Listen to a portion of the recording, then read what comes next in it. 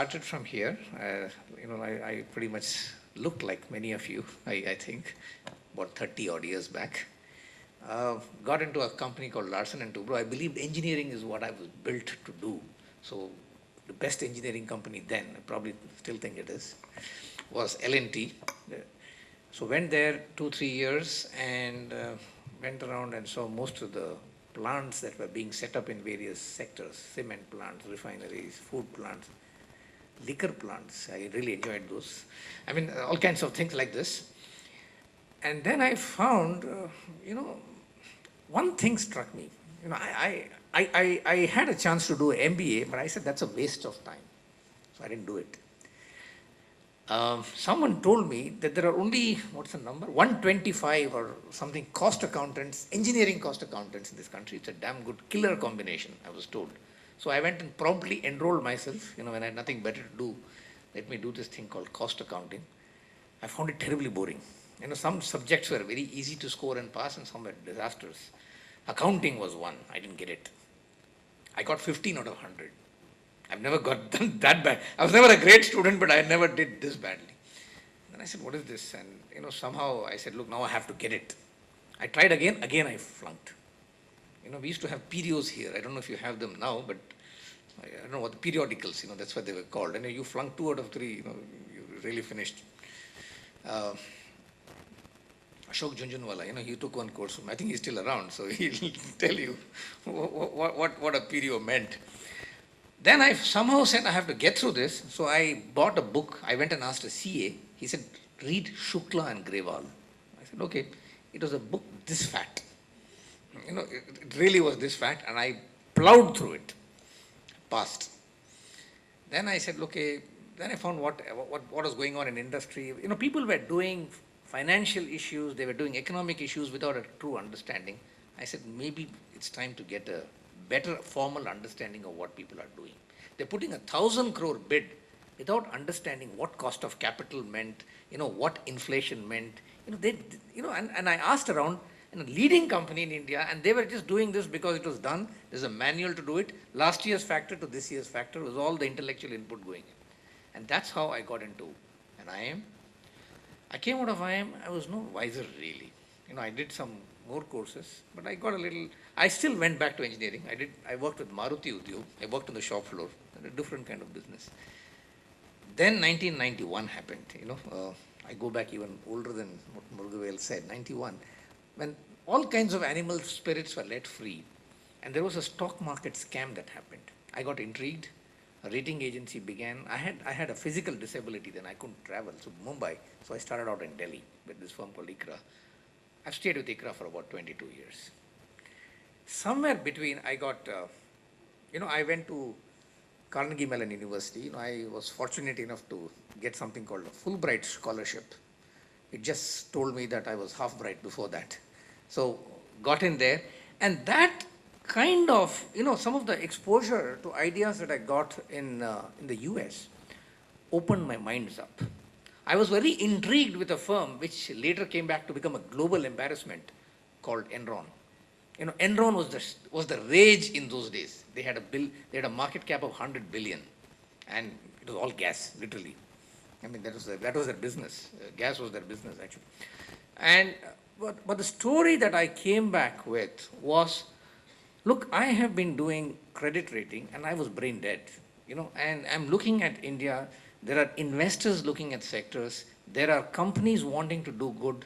There are partnerships wanting to be forged. There are governments trying to get FDI, foreign direct investment, or private sector to, if you go back 30 years, 20 years, I don't think many of you will probably even recognize this. If there was airline, if there's an airline business, there's only one company, Indian Airlines, in India, that is. If there's a telephone business, there's only one company. It went by Indian Telephones, not even BSNL then. If you went to insurance, there's only Life Insurance Corporation. You name any business. If there's only one car, there's a public sector called Maruti, where I used to work. It was a public sector undertaking. So most businesses were the monopoly of government. Private sector was controlled and not allowed to. And when it was let loose, people didn't know how to grow. And so for about 10 years, there was chaos. There's still chaos in the market. And that's where the idea where I got introduced to something called I got introduced to this word called public policy. I got introduced to this word called strategy. I was already quite well versed, I thought, in the area of risk. And so therefore, when I got sick with this business called credit rating, sick of doing the same thing, I said, look, I want to start a business that helps government do better policy, companies do better strategy, and investors do better risk management. And I thought there was an idea. I thought it was a brilliant idea. It's just that many others didn't think so. So somehow I went to my chairman and said, look, can we start this business? And he looked at me and said, what makes you think people will hire you? And I said, look, we are bright, we'll hard work, we have right attitude, we'll get business. It took me 10 years to understand that's not enough to create a business. And I'll share that journey with you today. You know, what is it that we try to do there? So our business today when I roll back almost 10, 15 years, is essentially my vision then. You know, Murugavel spoke of a brilliant vision, and you know, let me adapt that to my story. My vision was, you know, when you want to build the business opportunity that is coming by, there is a play that's required of government, there's a play required of business, there's a play required of investors. I'm not getting into academic institutions and all that, but I'm getting into the world of business here. And that interface rests on secure knowledge and advice. I wanted to create, if possible, a good homegrown Indian consulting firm in the area of business, economics, finance, even engineering, if you will. And that is the idea with which we started. I didn't have this clarity then, so we bumbled along. And we thought we'll make good business people, but it didn't happen. So my starting of a business was a personal calling after many years of working. It didn't happen in 2 years, but it happened after 10 years or 15 years. That I think there is a good cause, and there's a need for an Indian company to come in. The kind of work that we did, for example, one of the earliest assignments we did, even before this idea came into our mind, the present, Dr. Manmohan Singh, who was the finance minister then, for some reason he caught our firm and said, look, I want your help. He was the finance minister, as we said. We want to turn around 2 banks. We're sinking lots of money. Yours truly was taken as the project manager. I didn't know what a bank looked like. The only thing I knew about a bank was how to operate a savings bank account. I don't know how I got in there. But what we did there for 6 months or more apparently was more right than wrong, because we got more work. And you know, that exposed me to areas which I was supposed to have studied at IIM, but had never understood.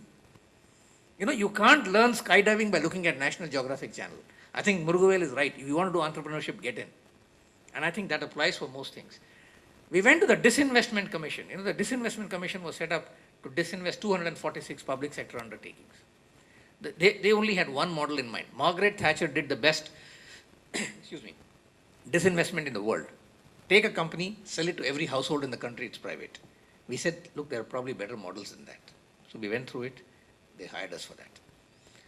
There was this independent power producers that were coming up in this country. They were running into huge amount of risks and structuring, and there was no one really looking at those risks independently.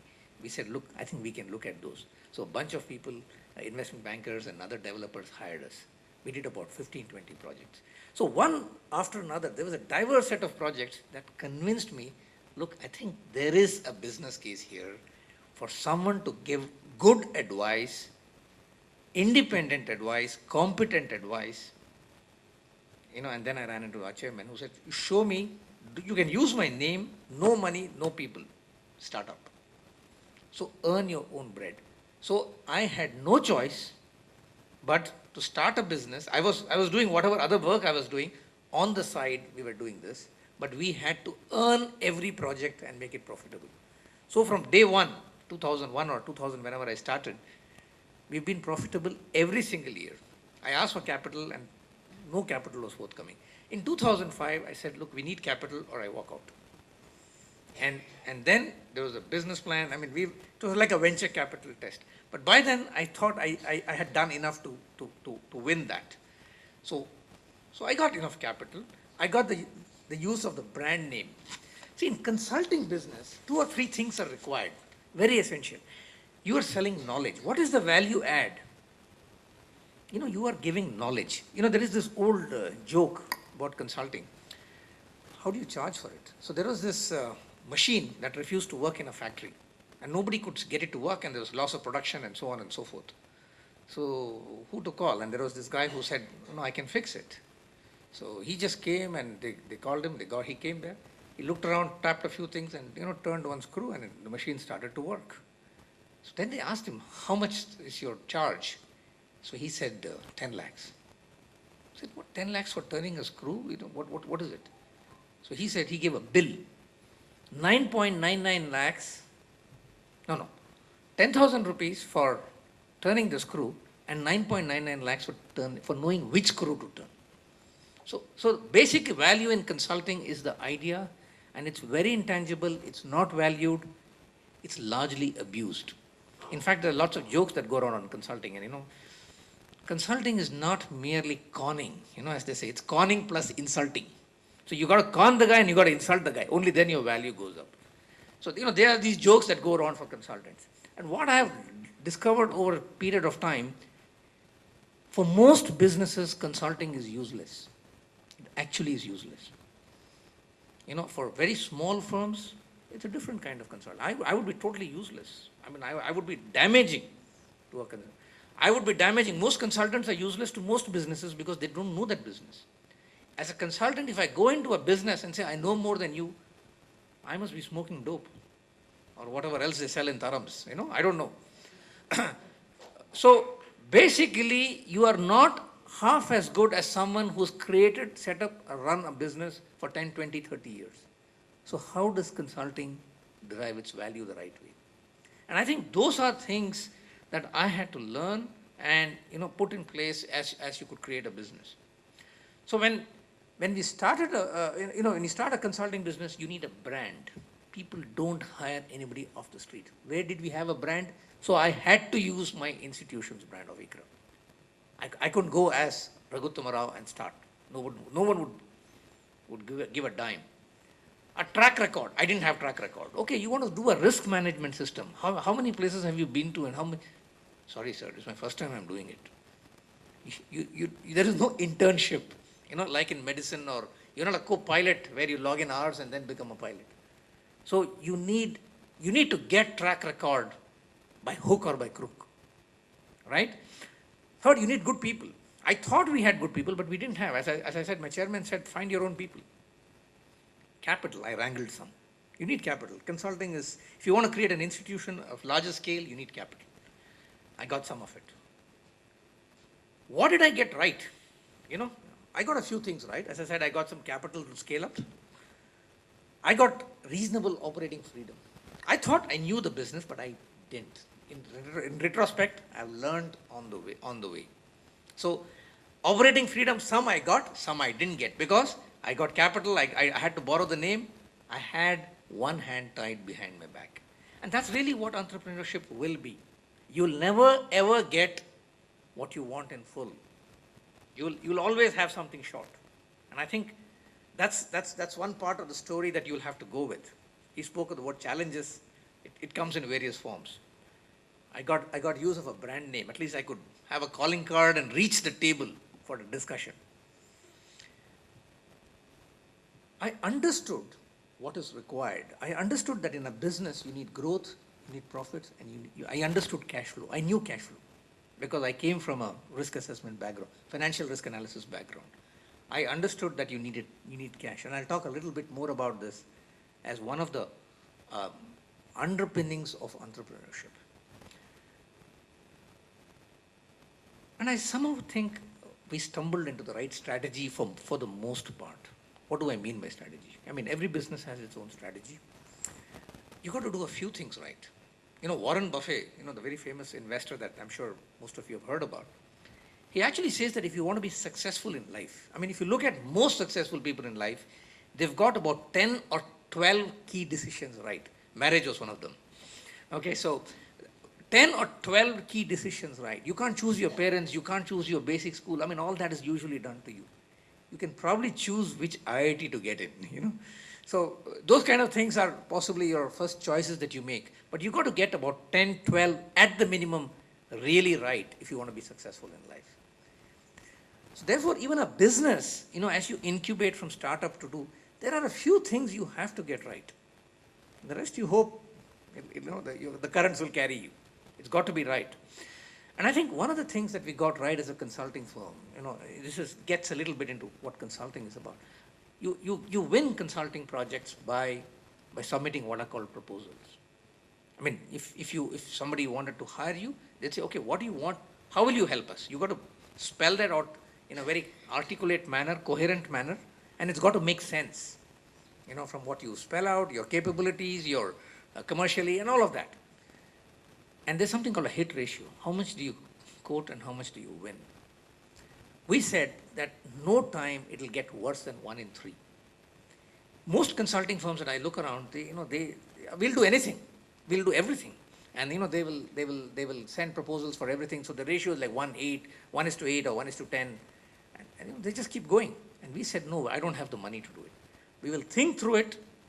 You want us, you like us and tell us. We'll come in. If you like us, hire us. Even then, we still do 1:2 or 1:2.5. So 40% of where I pitch, I have to win. And over the last 10 years or more, if this ratio, I